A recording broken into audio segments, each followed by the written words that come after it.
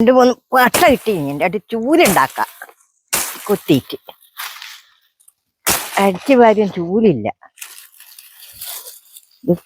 കൊത്തിയിട്ട് നന്നാക്കിയിട്ട് ചൂലുണ്ടാക്കണം.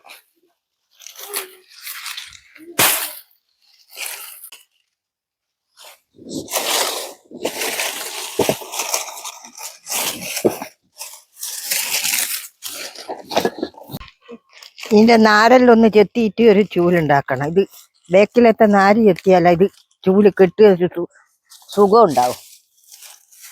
ഇതെങ്ങനെ അങ്ങ് ചെത്തിക്കളയണം.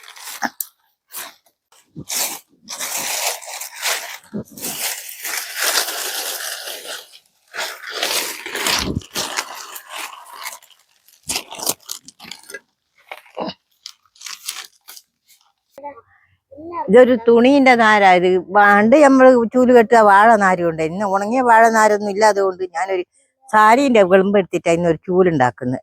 ഇത് നല്ല മുറുക്കം കിട്ടും. ഇതിനെ കൊണ്ട് ഒന്ന് ഉണ്ടാക്കട്ടെ. ഇതിങ്ങനെ കെട്ടിയിട്ട് ഒന്ന് മടഞ്ഞെടുക്കണം. ചെമ്പ് കുത്തി ഒപ്പിച്ചിട്ട് കാലിൽ ചവിട്ടി പിടിച്ചിട്ട് മുറുക്കിയിട്ട് കെട്ടണം. എന്നാലും അതിന്റെ ഒരു മുറുക്കം കിട്ടും.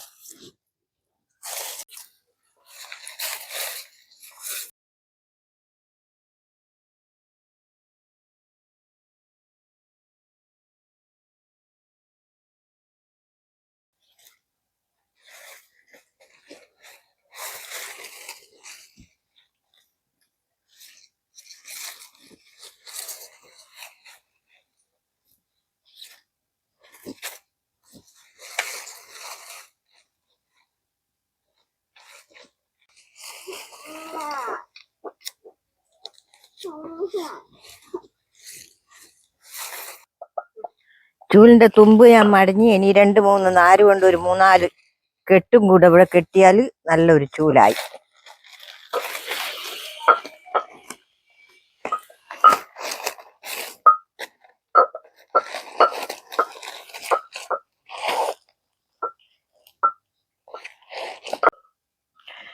കണ്ടത്തിൽ വീഴുന്ന ഒരു പട്ട എടുത്തുകൊണ്ട് നിന്നിട്ട് ഒരു ചൂലുണ്ടാക്കിയാൽ നമുക്ക് അടിച്ചു വാരിയാൻ ഇത് മതി ഒരു ചൂല്.